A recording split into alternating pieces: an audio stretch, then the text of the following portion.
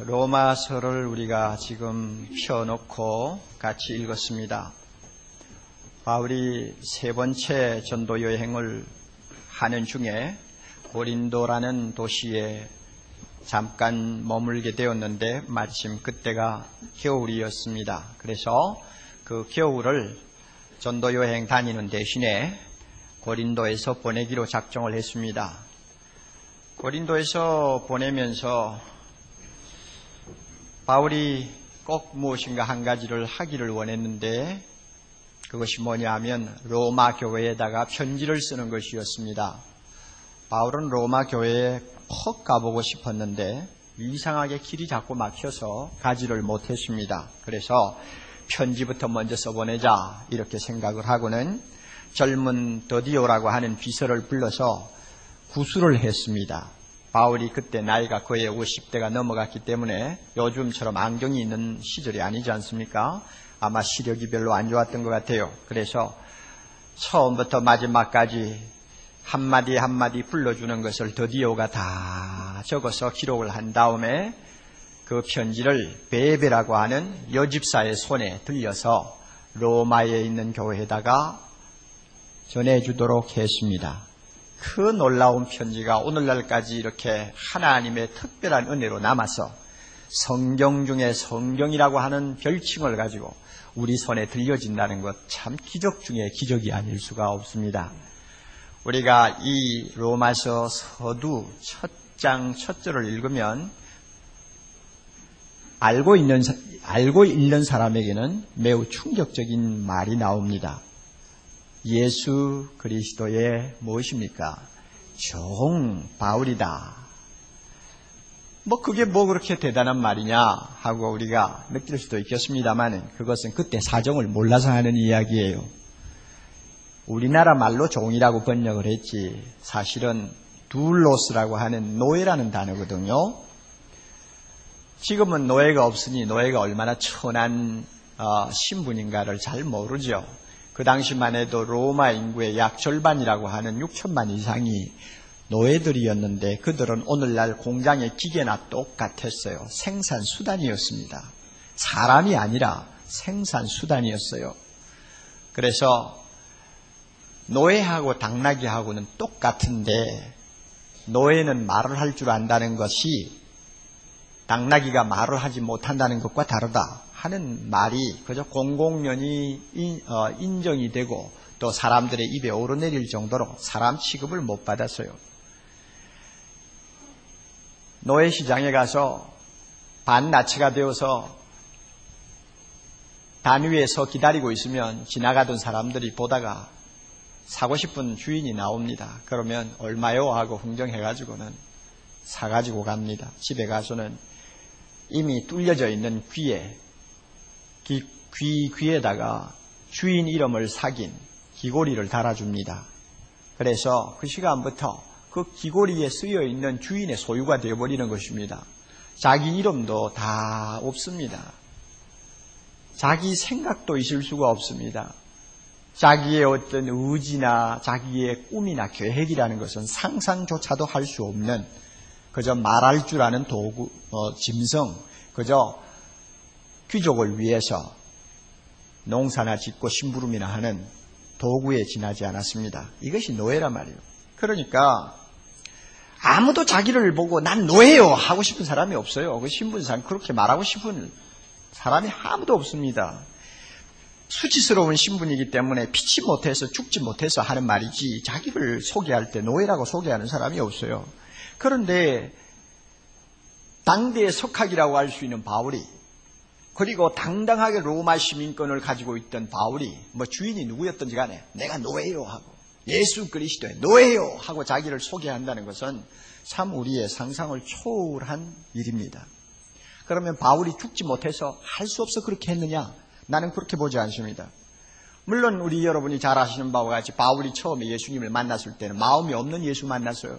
막 미움이 그냥 가슴에서 치밀어 오르고 막 그냥 있으면 돌멩이라도 던지고 싶은 그런 징호감을 가지고 한참 대적할 때 갑자기 예수님이 그를 만나 주셨기 때문에 만날 때 예수님이 그를 붙잡아 바울을 자기 것으로 완전히 강압적으로 소유할 때 바울의 마음은 그렇게 하십시오 하고 동의한 일도 없고 또 감사합니다 할 마음도 없고 그래서 할 수 없이 피치 못해서 그렇게 돼버렸어요. 바울은 처음에 예수 믿을 때 그렇게 된 사람이에요. 그렇다고 해서 지금도 자기를 소개할 때 나는 죽지 못해 할 수 없어 예수 그리스도의 종이라고 말한다 이런 의미로서 썼다고 저는 보지 않습니다. 여기에는 굉장한 바울의 열정이 들어있고 감격이 들어있고 사랑이 들어있다고 생각합니다. 언제 그렇게 되었을까? 제가 볼 때는 분명한 계기가 있었다고 생각합니다. 언제부터 바울에게 그런 변화가 일어났을까? 예수를 처음 만났을 때부터 그런 변화가 있었을까? 저는 그렇게 보지 않습니다. 왜 그렇게 말할 수 있느냐 하면 2절부터 4절까지 내용을 보면 우리는 약간의 감을 잡을 수 있는 근거가 있습니다. 2절을 봅니다. 이 복음이 뭡니까? 예수 그리스도에 관한 말씀 아닙니까? 이 복음은 하나님이 선지자들로 말미암아 그의 아들에 관하여 성경에 미리 약속하신 것이라. 바울이 확인한 하나님의 복음, 예수 그리스도는 구약 성경에 기록된 모든 선지자들의 글을 통하여 하나하나 확인된 예수 그리스도입니다. 예수 그리스도입니다. 다메섹 도상에서 환상 중에 만난 예수 그리스도라기보다는 하나님의 말씀을 통해서 하나하나 확인된 예수 그리스도요 하나님의 아들이었습니다. 그래서 3절 이 아들로 말하면 육신으로는 다윗의 혈통에서 나셨고 확인된 거예요. 성결의 영으로는 죽은 가운데서 부활하여 능력으로 하나님의 아들로 인정되신 분 곧 우리 주 예수 그리스도라고 그는 자신 있게 여기에 소개합니다. 그렇다면 이 내용을 보고 우리가 말할 수 있는 것이 뭐냐? 바울이 정말 주님을 사랑해서 주여 내가 처음에는 마음에도 없이 주님에게 끌려갔습니다만 이제는 내가 자진해서 나 자신을 주님께 종으로 드립니다 하는 어떤 계기가 생겼는데 그 계기가 언제 생겼느냐? 구약 성경을 팔에 끼고 저 아라비아 사막으로 들어가서 3년 동안 은둔 생활하면서 하나님의 말씀을 가지고 철저하게 조사를 하고 연구하고 공부한 거예요. 내가 다메섹 도상에서 환상 중에 만난 그분이 과연 하나님이 성경의 선지자들을 통해서 약속하신 메시아냐? 과연 인류에게 복음이 되시는 구원자냐? 내가 좀 알아야 되겠다. 그분이 정말 나를 위해 죽었느냐? 그분이 정말 살아나신 분이냐? 그분이 정말 이사야가 말한 대로 이방의 빛이냐? 알고 싶었다 그 말이에요. 그래서 성경을 가지고 하나하나 그는 읽어가면서 공부를 했습니다. 제가 볼 때 창세기 12장 2절에 나오는 복의 근원이 바로 이 예수 그리스도라는 것을 그는 알게 되었을 것입니다. 이사야 11장 1절에 이 새 줄기에서 싹이 난다고 했는데 이 싹이 다른 사람이 아니라 바로 다윗의 왕통을 이어받아서 태어나실 하나님의 아들 예수 그리스도라는 것을 발견했을 것입니다. 이사야 7장 14절에 처녀가 아들을 낳는 사건이 나오는데 이 징조의 주인공이 누구냐? 하나님이 다메섹 도상에서 나에게 만나게 하신 그 예수 그리스도가 바로 그분이라는 걸 그는 알게 되었습니다. 이사야 61장 1절 성령이 기름 부어서 가난한 자에게 복음을 전하기 위하여서 파송한 종이 나오는데 그 종이 다른 사람이 아니라 내가 만난 예수 그리스도라는 것을 그는 알게 되었습니다.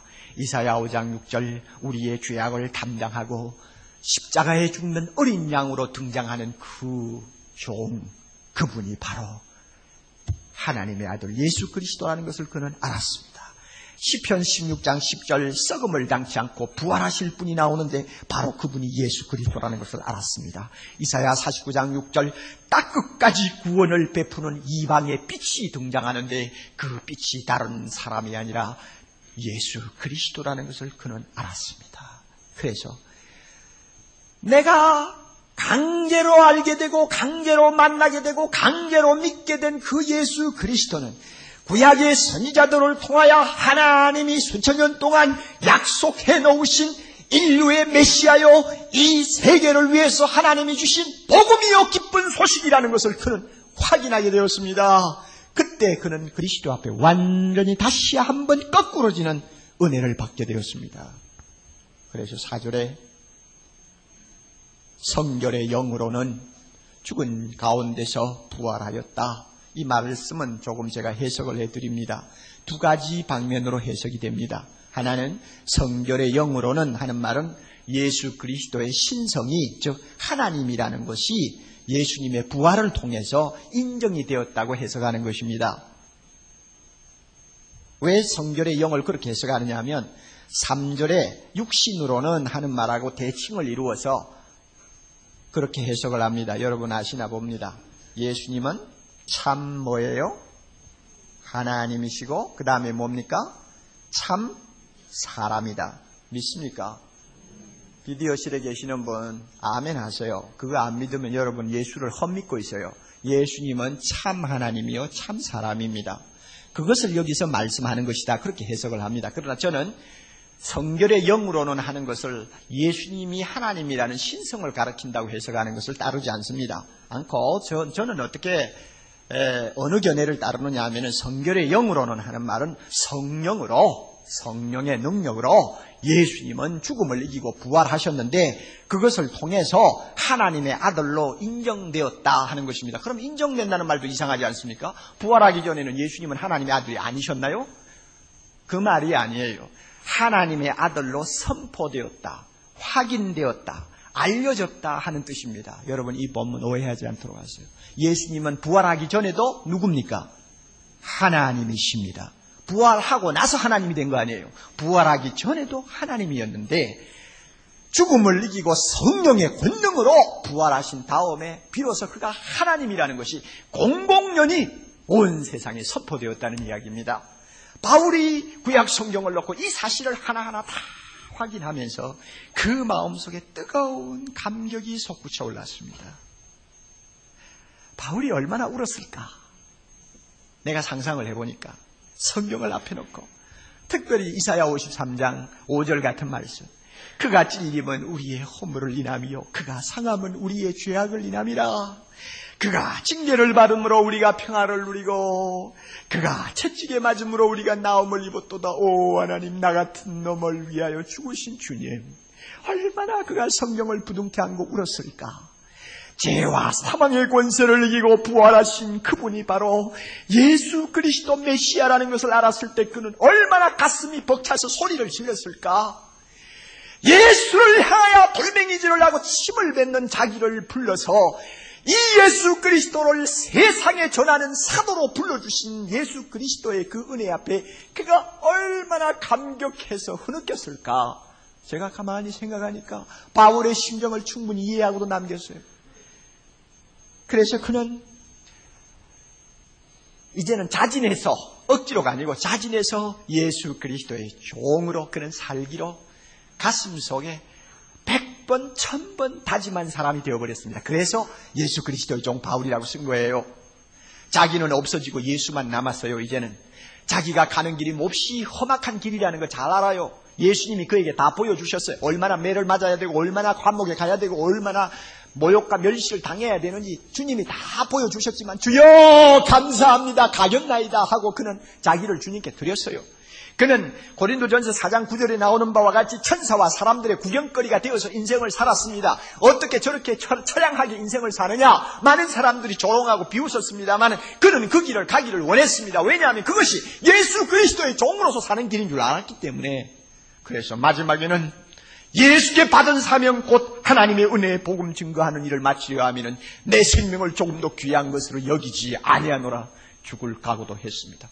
나의 사랑하는 주인, 나의 사랑하는 주인을 위해서라면 죽을 각오, 모욕당할 각오, 세상을 살면서 나 자신이라는 것은 깨끗이 포기할 수 있는 각오가 사도 바울에게 있었습니다. 그 열정 가지고 나는 예수 그리스도의 종이다 하고 로마서 1장 1절에 쓰고 있는 것입니다. 그러므로 우리가 이 말 한마디를 가볍게 보고 넘어가면 안 됩니다.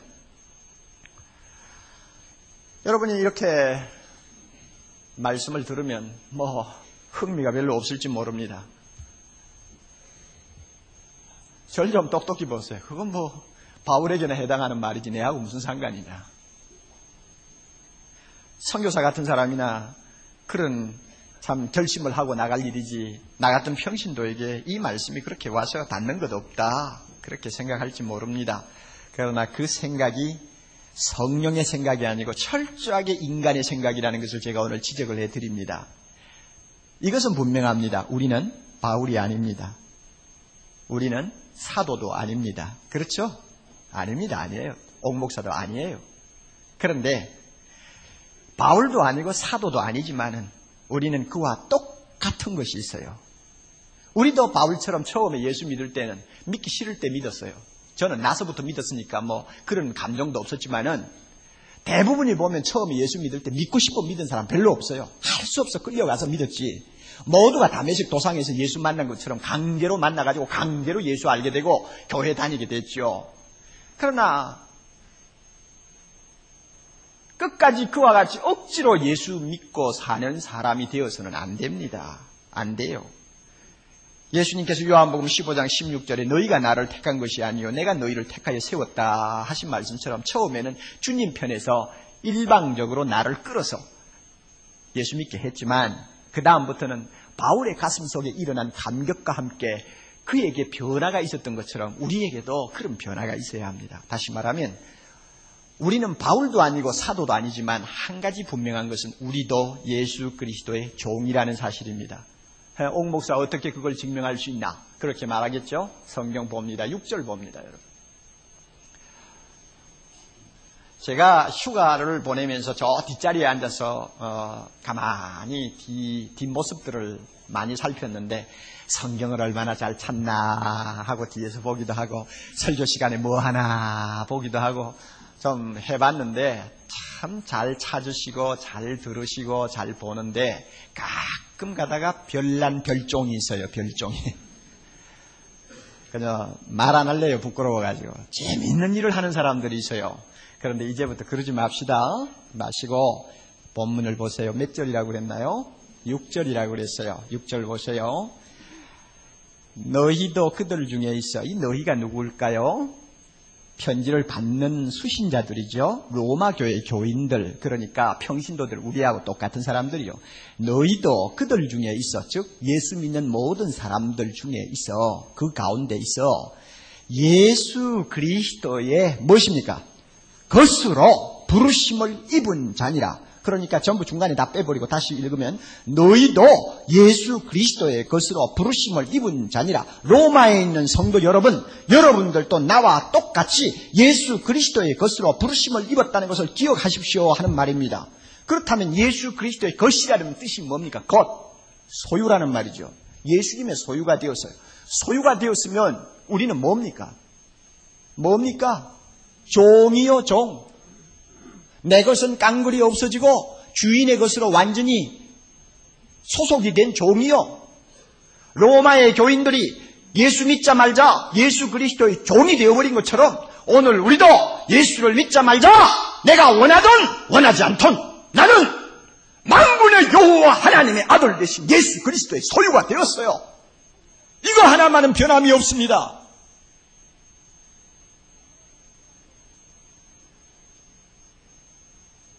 여러분의 가슴 속에 이것을 부정하면 여러분의 신앙은 잘못하면 엉터리 신앙으로 판명될 가능성이 많아요. 성경을 똑똑히 보세요. 옥 목사가 과격해서 이런 이야기를 하는 것 아니에요. 적어도 우리가 예수 믿고 예수 그리스도의 종이 되었다는 것을 받아들인다면, 그리고 참 내가 그분의 종이 되었다는 것을 영광스럽게 생각하는 감격이 있다면 세 가지는 부정을 해야 돼요. 누구든지 나를 따라오려거든 자기를 부인하라고 그랬죠. 세 가지는 부정해야 돼요. 부정해야 돼요. 아니다 세 번 부정해야 돼요. 첫째는 나는 주인이 아니다. 이거 부정할 줄 알아야 돼요. 나는 주인이 아니다. 나 자신의 주인도 아니요, 내 생의 주인도 아니요. 주인이 아니다. 내가 가진 소유의 주인도 아니다. 주인 의식을 뽑아버려야 돼요. 그리고 두 번째는 내 것은 아무것도 없다. 내가 무엇을 가지고 있든지 이것은 전부 내 것이 아니다. 내 것은 아무것도 없다 하는 부정을 할 줄 알아야 합니다. 그리고 또 하나, 나는 마음대로 살 수 없다 할 수 있는 부정이 있어야 돼요. 내 마음대로 살면 안 된다 하는 말입니다. 왜? 종이니까 주인이 원하는 대로 살아야 될 것 아닙니까? 이 세 가지 부정이 가슴 속에서 할 수 없어서가 아니고 앵무새처럼 찌꺼리는 그냥 의미 없는 말로 아니고 중심에서 뜨겁게 내 가슴에서 그런 고백이 나와야 비로소 바울처럼 예수 그리스도의 종이라고 말할 수 있습니다.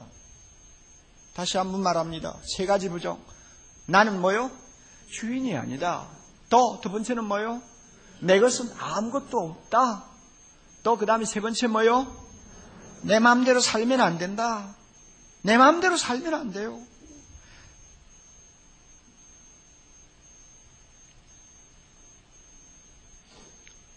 그런데 교회를 다니는 분들 보면 참 이 사실을 진지하게 받아들이지를 못하는 분들이 교회 안에 너무 많아요. 어떤 목사님이 길을 가다가 대문에 교패가 붙어 있는 것을 보고 배를 눌렸다고 합니다.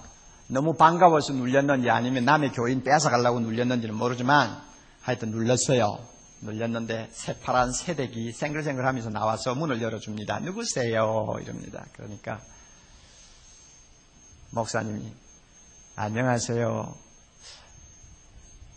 이 댁에 주님이 계신가요? 그 새댁이 그만 깜짝 놀래가지고 무슨 말인지를 알아듣지를 못했어. 한참 있더니 우리 어느 교회 다니는데요? 목사님이 예, 그거 알고 있죠. 그런데 이 댁에 주님이 계신가요? 그 다음에는 이 새댁이 좀 화가 났어요. 빤히 쳐다보더니 문 탁 닫고 들어갔습니다. 나중에 알고 봤더니 그 새댁은 목사 딸이요, 그 남편은 장로 아들이요, 교회에서는 둘 다 집사요, 성가대원이요. 그런데 그 목사님이 물은 질문에는 의미가 있어요. 주님이 계십니까? 하는 말은 당신 가정의 주인이 누구요? 예수 그리스도를 믿는다고 하면서 교패를 붙여놨는데 당신 가정의 주인이 정말 예수 그리스도신가요? 하는 것을 묻는 것입니다. 그런데 무슨 말인지를 못 알아들은 거야. 차라리 예수 믿습니까? 했으면 간단했을 텐데 너무 고차원적으로 질문을 해버렸다고. 그러니까 못 알아들은 거예요. 만약에 우리 교회 교인들 가정에 어떤 이런 괴짜 같은 목사님이 찾아와서 배를 누르고 주님이 계신가요? 하면은 글쎄 대답을 제대로 하면서 반길 수 있는 사람이 제가 생각하기로는 한 99.9%는 될 거라고 생각합니다. 그래야지. 그렇게 안 하면 어떻게 합니까? 네? 여러분 분명히 아세요. 우리가 주님의 것이라는 말이 여기만 있는 거 아니에요. 고린도전서 6장 20절에도 보면 너희는 너희의 것이 아니라 값으로 산 것이 되었으니, 너희는 너희의 것이 아니라 값으로 산 것이 되었으니 그런즉 너희 몸으로 하나님께 영광 돌리라. 다시 말하면 주인을 위해서 살아라. 내 마음대로 살면 안 된다 하는 뜻입니다. 또 있어요. 로마서 14장 8절 보면 우리가 살아도 누구를 위하여? 주를 위하여 살고 죽어도 누구를 위하여? 주를 위하여 죽나니 그러므로 사나 죽으나 우리가 누구의 것? 주님의 것입니다. 노예라도 이런 노예가 어디 있나요? 철저한 노예란 말이에요. 철저한 종이란 말이에요. 그러니까 우리가 바울처럼 종이냐 아니냐 하는 것을 너무 길게 이야기할 필요가 없어요. 우리는 기정사실로 받아들여야 되는데 한 가지 우리에게 없는 것이 있어요. 뭐냐 하면 억지로 종이 되어서는 안 되는데 주님이 그거 원치 않아요. 억지로 아이고 마음대로 하세요. 이제 볼장 다 본 몸 기분대로 하세요. 이게 아니에요. 주님 그런 거 원하지 않아요. 주님이 우리를 위하여 자기 생명을 기꺼이 던져주셨기 때문에 우리도 자기를 위해서 기꺼이 우리의 생과 우리의 생명을 바치는 종을 원한단 말이에요. 그렇게 하려면 가슴 속에서 뜨거움이 있어야 되잖아요. 주여, 나 같은 것이 주님의 종이 되다니 얼마나 영광스러운지요. 주님, 나의 삶 전부를 드리기를 원합니다.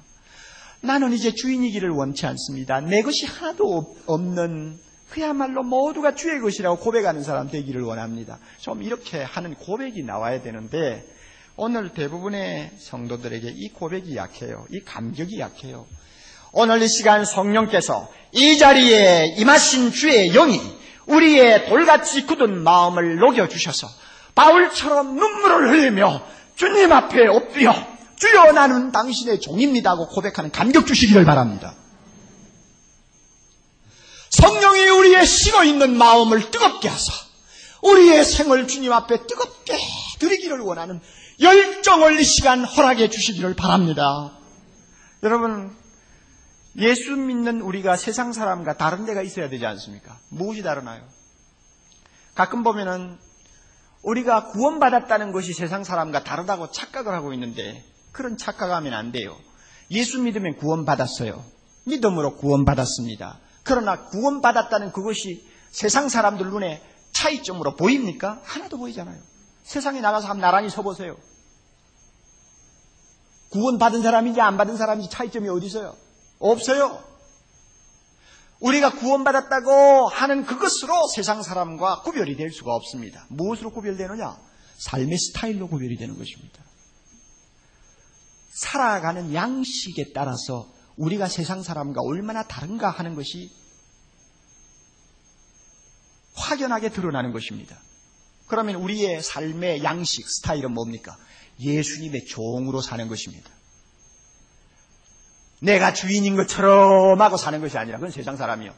나는 주인이 아니라는 의식에서 사는 삶은 분명히 차이가 나요. 모든 것이 내 것인 것처럼 하고 사는 사람 비해서 모든 것은 내 것이 아니다 하고 고백하는 삶은 분명히 달라요. 내 마음대로 살면 된다 하는 사람처럼 사는 것이 아니라 나는 내 마음대로 살지 못한다 하고 생각하고 사는 사람은 그 삶이 아무래도 다를 수밖에 없죠. 최근에 제가 잘 아는 목사님 중에 한국 목사님, 미국에 사시는 목사님이 북한을 방문했어요. 북한에 방문하니까 이제 요즘에는 그분이 워낙 유명한 분이라 아주 고관이 그와 함께 좀 같이 다니고 이야기를 했나 봐요. 저는 그분에게 직접 들으면서 여러 가지 생각을 많이 했는데 서로 이제 좀 말이 오고 가다가 보니까 조금 친근해져서 그저 단 농담도 할 수 있을 정도가 됐나 봐요. 그런데 그 북한의 고관이라는 사람이 목사님 보고 하는 이야기가 우리 주체 사상하고 남한에 있는 기독교하고 비교하니까 다른 거 없대요. 당신들 성부 성자 하나님 믿는다고 그러잖아요. 우리도 성부는 김일성이요, 성자는 김정일이요. 그 사람은 김일성 그러지 않았겠어. 뭐라고 또 한참 붙였겠죠. 나는 붙이기 싫어서 안 붙여요. 그리고 우리도 세 사람씩 조가돼가지고 제자훈련하고 당신만 제자훈련하는 거 아니에요. 그 말 듣고 보니까 진짜 그 북한 사회가 구조가 3인조로 전부 조직이 되어 있어요. 지금은 더 강화가 됐나 봐요. 그래가지고 뭐 하는 3인조냐? 서로 감시하는 것도 되지만은 서로가 주체 사상을 자꾸 가르쳐주면서 서로가 격려하는 거예요. 그래서 한 사람도 머리가 헷가닥하고 돌지 않도록 서로 도와주는 거예요. 그렇게 하는데 그 중에서 한 사람이라도 사고를 일으키면 세 사람이 함께 운명을 같이 해야 돼요. 얼마나 무서운 사회입니까? 그러니까 우리 제자훈련보다도 굉장하죠.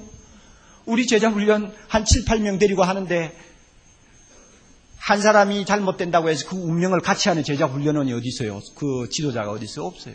그래서 북한 사람들이 기독교를 우습게 본다 그 말이에요. 그런데 또 한 가지, 당신 목사들 우리 평양에 봉수교회 와서 예배 보는 거 자주 보았는데 당신들 별거 없대요. 에? 보니까 우리보다 나은 것도 없고 기독교 그 정도 믿는 것이면 그렇게 대수롭지 않다고 난 생각했어. 그러더래요. 그래, 왜 그러느냐 그랬더니 아니 하나님 앞에 와서 예배를 드린다고 하면 목사들이 경건하게 참 예배를 드려야지. 우리가 김일성 주석에게 하는 태도 못 봤어?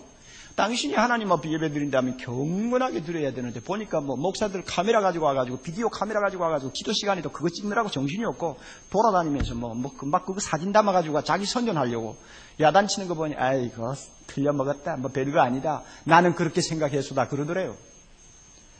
여러분 북한 사람만 그렇게 생각할까요? 오늘날 우리 주변에 있는 예수 안 믿는 사람들이 성경 찬송 들고 교회 다니는 우리를 보고 그렇게 생각 안 할까요?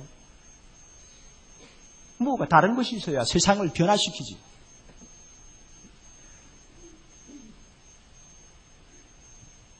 나는 그리스도의 종으로 주인이 아니요 내 것은 없고 마음대로 살 수도 없는 그리스도의 것입니다. 고백하는 주부가 사치할 수 있겠어요? 왜? 주인 대신 예수 그리스도가 안 좋아하는 일을 함부로 하겠느냐 그 말입니다. 과소비할 수 있겠어요? 46만 원짜리 반바지 사들고 기분 좋아서 쫓아다니겠어요? 못한단 말이야. 못한단 말이야. 왜 어떻게 그렇게 할 수 있어요? 아무리 돈이 많아도 자녀들에게 그냥 외제를 가지고 뒤집어 씌우고 자녀들을 그렇게 이상하게 키우겠느냐 말입니다. 못한단 말이에요. 자기가 그렇게 함으로써 국민들, 이웃 사람이 얼마나 피해를 본다는 것을 안다면 주님이 결코 좋아하지 않을 테니까 하고 싶어도 못하는 거예요. 이게 예수 믿는 사람이요. 그래야 예수 안 믿는 사람과 무엇인가 다른 애가 나타날 거 아닙니까? 근면 전략하는 거 주님이 원한다면 근면 전략해야 되고 정직한 수입으로 살아야 되고 정직하게 살려다가 수입이 적어서 남보다도 호화스럽게 생활하지 못한다 할지라도 오히려 그것을 감사할 줄 아는 사람이 되어야죠. 왜? 우리 주인 대신 예수 그리스도가 그것을 원하시니까. 그것으로 만족하는 것입니다. 자기가 예수 그리스도의 종이라고 믿는 학생이라면, 대학생이라면 어떻게 4년을 그냥 세월아가라고 보내겠어요? 그럴 수 없단 말이에요. 주님이 좋아하는 일 해야지. 직장을 나가시는 분들이 어떻게 내가 주의 종이라고 한다면, 주님의 노예라고 한다면 제 마음대로 그렇게 할 수 있겠어요? 청교도들이 말한 것처럼 우리의 생업은 예배당만큼 거룩한 장소로 여겨야 된단 말입니다. 왜냐하면 우리의 생업 전체가 주님의 것이지 내 것 아니란 말이에요. 그러니까 예배당만큼 거룩한 거예요. 만약에 내 생업이 장사라면 장사하는 일구수 일투족을 주님의 일로 알고 거룩하게 장사해야 된단 말입니다. 상습적인 거짓말을 어떻게 함부로 할 수 있으며 폭리를 어떻게 할 수 있으며 여러분 이익 분배를 제대로 하지 않냐고 모든 것을 제 포켓비에 집어넣고 노동자를 직접 간접적으로 착취하는 일을 어떻게 할 수 있습니까? 못한단 말이에요. 내가 싫어서 못하는 것이 아니라 나의 주인 대신 주님이 좋아하지 않기 때문에 나는 내 마음대로 하면 안 돼요. 돈 벌면 내 호주머니에 다 집어넣고 외국에 빼돌리고 그런지 못한다 그 말이에요. 왜? 주님이 좋아하지 않으시니까.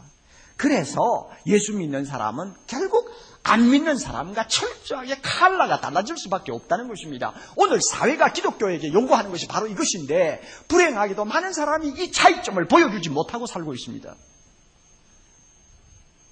제가 잘 알고 있는 어느 회사 사장은 보니까 자기 사장 사무실에 예수 그리스도의 의자가 따로 하나 있대요. 여러분 그런 회사 가진 사람 손 한번 들어보세요. 몇 분이나 되나? 나도 내 서재에 예수님의 의자가 없어요. 그런데 그 말을 들으니까 야, 그 참 의미가 있다 생각이 되어서 나도 의자를 하나 살까? 아이 왜 그러냐 하면 아무리 큰 회사를 해도 주님, 이 사장, 이 회사의 사장은 주님이지 내가 아닙니다. 이 회사는 주의 것이죠. 그러므로 이 회사 모든 돌아가는 일들이 주님 기쁘신 대로 해야지 내 마음대로 하면 안 됩니다. 그 사장은 날마다 주님이 계시는 그 의자를 보면서 그렇게 느끼지 않았겠어요? 예? 그게 바로 그리스도인의 삶이요. 세상 사람과 구별된 삶이라는 것을 우리는 알아야 합니다. 예수 그리스도라는 이름이 새긴 귀고리를 내 귀에 걸고 다니는 거 자랑스럽게 여기고 감사해야죠. 세상에 조롱거리가 되어도 사람들에게 웃음거리가 되어도 주님 감사합니다 할 수 있을 정도까지만 된다면 사랑의 교회 만 명이 넘는 성도들을 통해서 이 사회가 변화되지 않겠느냐 그 말입니다. 예? 예수 그리스도의 이름이 사겨진 렛대를 자동차에만 붙여 다녀서는 안 돼요. 우리 귀고리에 달아야 돼요. 그렇다고 해서 또 오늘 가서 이름 바꾸지 말고 보이는 귀고리 말고 보이지 않는 귀고리, 예수 그리스도의 것이라고 하는 표를 낼 수 있는 뭐가 있어야 된다 그 말이요. 이렇게 참 기꺼이 주님 앞에 나를 드릴 수 있는 종이 되면 겉으로 보기에는 야 답답하겠다, 재미없겠다, 이제 뭐 세상 맛 보고 살기는 틀렸다. 여러분 그렇게 생각할지 모르지만 반대입니다. 반대예요. 마음의 평안이 얼마나 넘치는지 알아요? 주인이 좋으니까. 아멘. 야 이거 모르죠 아직. 내 것은 아무것도 없다 하니까 얼마나 가슴에 자유스러움이 있는지 몰라요. 그리고 주님 뜻대로 하시옵소서 하니까 그 사람을 통해서 하나님의 능력이 나타납니다. 지도자 잘못 만나가지고 비참해지는 동구권이나 소련이나 북한을 우리가 보면서 지도자의 중요성을 알지요. 주인 잘못 만나 망한 사람 참 많아요. 우리 자신을 주인으로 모시고 살면 결국은 망합니다. 결국은 허무주의에 빠지고 말아요. 그러므로 예수 그리스도 하나님의 아들 나를 위해 죽으시고 다시 살아나서 죄와 사망의 권세를 이기시고 전 인류에게 기쁜 소식 전해주신 나의 주, 나의 하나님 예수 그리스도를 나의 주인으로 삼으면 자유함이 있어요, 평안함이 있어요, 능력이 있어요. 여러분, 우리가 알다시피 우리 앞에는 참 엄청난 기회가 기다리고 있습니다. 동구권이 무너지고 소련이 또 한 번 무너지고 공산주의가 완전히 무덤 속으로 들어가는 꼴을 우리가 보면서 북한과 중공이 언제 열릴지 우리는 모르지만 참 꿈을 가지고 하나님께서 마지막으로 남겨놓으신 마지막 참 기막힌 값진 때가 오고 있다는 것을 우리는 피부로 또 영적으로 느끼고 있어요. 지난번 제가 소련 쿠데타가 일어났을 때 하도 답답해서 제가 무릎을 꿇고 하나님 앞에 기도했어요. 하나님, 소련에 있는 성도들이 이제 겨우 2년 가까이 자유스럽게 예배를 드리고 있다는데 이런 일이 또 일어나면 어떻게 합니까? 거기에 있는 교인들을 생각하옵소서. 주님, 중공은 어떻게 합니까? 북한에 있는 성도는 어떻게 합니까? 주여, 내 기도 들으시고 소련의 정변을 바꾸어 주옵소서. 내 기도 들으시고 꼭 좀 바꾸어 주세요. 이틀 동안 그렇게 기도했다고요? 그리고는 저녁에 텔레비를 안 보고 그냥 자니까 무슨 일이 일어났는지도 모르고 자고 아침에 일어나서 문을 열고 나가니까 집사람이 여보, 실패했대. 그래서 조간이 나와요. 조간이 와서 있는데 마루에 던져진 조간 보니까 큼직하게 쿠데타 실패하고 적어놨단 말이에요. 내가 그만 심장마비 일으킬 뻔했어요. 무슨 생각이 났는가 하면 웰즈라고 하는 작가가 쓴 대주교의 죽음이라는 조그마한 단편소설이 있는데 거기에 영국 대주교가 대성전에 시간 맞춰 들어가서 두 손을 들고 오 거룩하신 하나님 아버지여 하고 기도를 합니다. 하는데 갑자기 위에서 소리가 나기를 오냐 내가 여기 있다 무엇을 원하느냐 하는 소리가 들렸어요. 너무 놀래가지고 하나님 정말 내 기도를 듣고 계셨군요 하고는 벌렁 나자빠져서 심장마비를 일으켜 죽였대. 내가 그 꼴이 될 뻔했어. 왜냐하면 내가 무릎 꿇고 기도를 할 때 주여 내 기도 들으시고 소련의 정변을 바꾸어 주옵소서 했지만 내 기도 듣고 하나님 쿠데타 실패로 돌릴 줄은 몰랐거든요. 하나님이 그렇게 기가 막히게 들어주셨다고 내 공로가 커요. 그런데 제가 여러분에게 드리려고 하는 말씀은 마지막으로 하나님께서 무엇인가 강력한 계획을 갖고 계시는 것 같아요. 그러면 주님이 원하시는 것이 뭘까? 구름대와 같이 많은 사람이 모이는 교회를 원할까? 아니면은 귀에 예수 그리스도라는 이름이 새긴 귀걸이를 달고 주여 내가 주인이 아니라 주님이 주인입니다. 내 것이 아니라 주님의 것입니다. 내 마음대로 사는 것이 아니라 주님 마음대로 살기를 원합니다 하는 진실한 자기 종들을 원하실까? 어느 것을 원하실까? 사랑의 교회에 어떤 사람이 되기를 원합니까? 이 황금 같은 기회를 앞에 놓고 내 직장에서, 내 학창 생활에서, 나의 가정에서, 한국에서, 세계적으로 곳곳마다 다니면서 정말로 주님의 마음을 시원하게 하는 사람으로 쓰임받기를 원한다면 어떤 생각을 가지고 살아야 될까요? 바울처럼 나는 그리스도의 종이다 하는 생각 가지고 살아야 된다 그 말입니다. 이 시간 주의 영이 우리에게 이와 같은 은혜 주시기를 바랍니다. 저와 여러분에게 뜨거운 마음 좀 주시기를 바랍니다. 그래서 바울처럼 좀 그렇게 되었으면 좋겠어요. 성경을 덮기 전에 한 가지 할 일이 있어요. 1절을 좀 보세요. 예수 그리스도의 종 바울은 하고 나오는데 이제 우리가 설교를 들으면서 바울만 종이냐? 나도 예수 그리스도의 종이다 하는 걸 알았죠. 그렇다면 바울 옆에 뭘 써야 되겠어? 네? 나는 썼어. 옆에 뭐라고 썼는지 여러분 알고 싶어요? 뭐라고 쓰고 싶어요? 저 비디오실에 계시는 분들 다 똑같이 성경 보세요. 그 바울 옆에 뭐라고 쓰면 좋겠어요? 자기 이름 써야지요. 이미자 쓰면 써야지.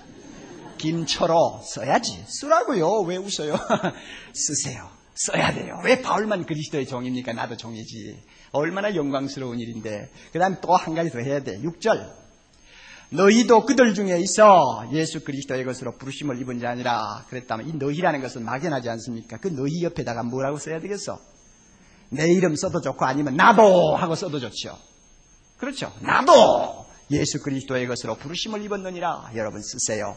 그렇게 하고 돌아가세요. 그러면 성령께서 여러분의 마음속에 이 말씀을 통해서 생명을 불어넣으시고 이제는 세상 사람들과 비슷하게 사는 것이 아니라 세상 사람과 철저하게 구별된 사람으로 살고 주님의 손에 아름답게 쓰임받고 이 세상을 좀 새롭게 변화시켜 하나님의 나라로 바꾸는 아름다운 미래가 펼쳐질 것을 우리가 꿈으로 바라보면서 살고 또 생활해야 될 것입니다.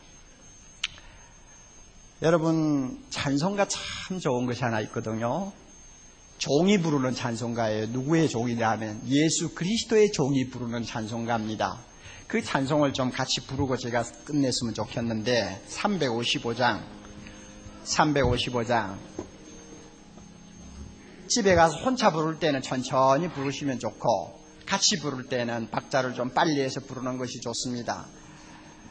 이호은 선생님께서 작사한 것인데 참 한국 교인들이 많이 부르죠. 이것은 선교사들이 부르는 찬송이 아닙니다. 예수 그리스도의 종이라는 것을 인정하고 세상을 사는 사람이 부르는 고백입니다. 부름받아 나서니 뭐 어디든지 갑니다. 종 아니요? 괴로우나 즐거우나 주만 따라가는 종이에요. 여러분 이 찬송 가사 생각하면서 정말 주님 아직도 나는 그렇게 살지 못한 거 있으면 주여 용서해 주옵소서 하고 회개하는 마음 가지고 부르시기를 바라고 아직도 내 마음이 주를 향하여 바울처럼 뜨겁지 못하면 주님 나에게 뜨거운 감격 주셔서 나를 주님의 종으로 바치게 하옵소서 하고 여러분 기도하면서 부르시기를 바랍니다. 이미 이와 같은 은혜를 받은 자는 감사하고. 로마서를 우리가 지금 펴놓고 같이 읽었습니다. 바울이 세 번째 전도 여행을 하는 중에 고린도라는 도시에 잠깐 머물게 되었는데 마침 그때가 겨울이었습니다. 그래서 그 겨울을 전도 여행 다니는 대신에 고린도에서 보내기로 작정을 했습니다. 고린도에서 보내면서 바울이 꼭 무엇인가 한 가지를 하기를 원했는데 그것이 뭐냐 하면 로마 교회에다가 편지를 쓰는 것이었습니다.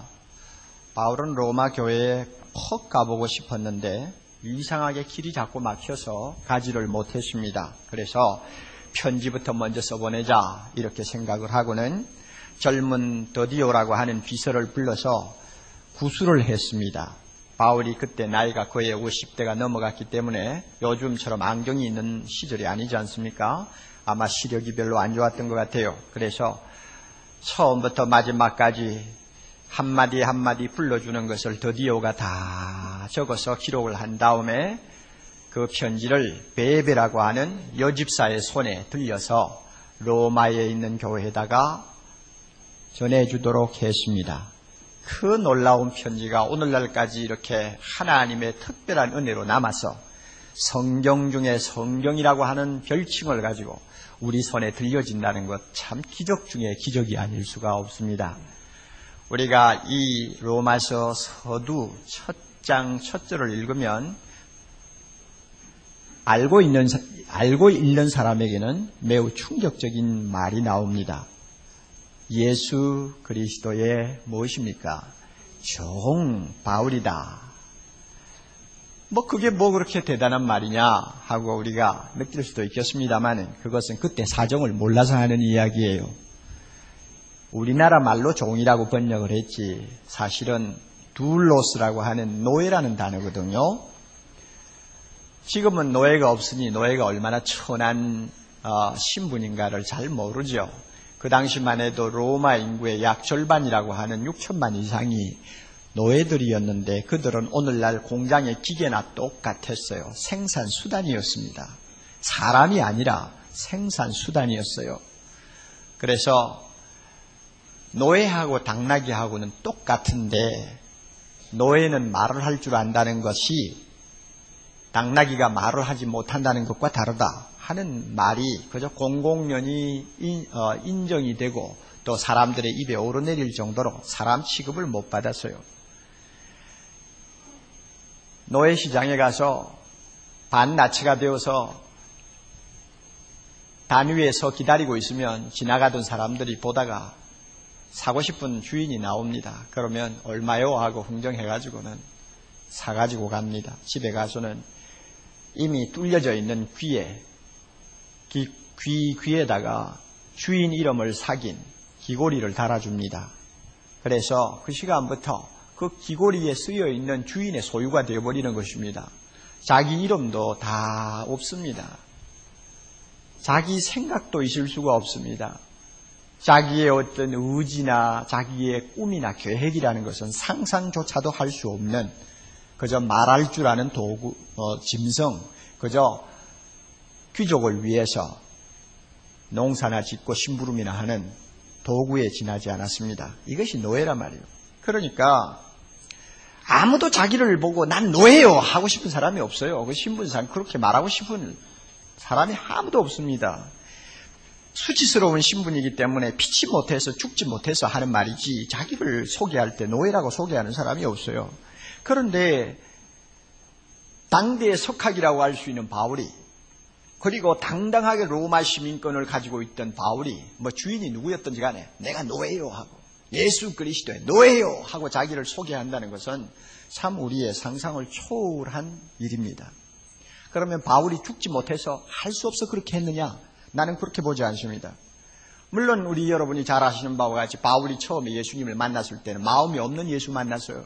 막 미움이 그냥 가슴에서 치밀어 오르고 막 그냥 있으면 돌멩이라도 던지고 싶은 그런 증오감을 가지고 한참 대적할 때 갑자기 예수님이 그를 만나 주셨기 때문에 만날 때 예수님이 그를 붙잡아 바울을 자기 것으로 완전히 강압적으로 소유할 때 바울의 마음은 그렇게 하십시오 하고 동의한 일도 없고 또 감사합니다 할 마음도 없고 그래서 할 수 없이 피치 못해서 그렇게 돼버렸어요. 바울은 처음에 예수 믿을 때 그렇게 된 사람이에요. 그렇다고 해서 지금도 자기를 소개할 때 나는 죽지 못해 할 수 없어 예수 그리스도의 종이라고 말한다 이런 의미로서 썼다고 저는 보지 않습니다. 여기에는 굉장한 바울의 열정이 들어있고 감격이 들어있고 사랑이 들어있다고 생각합니다.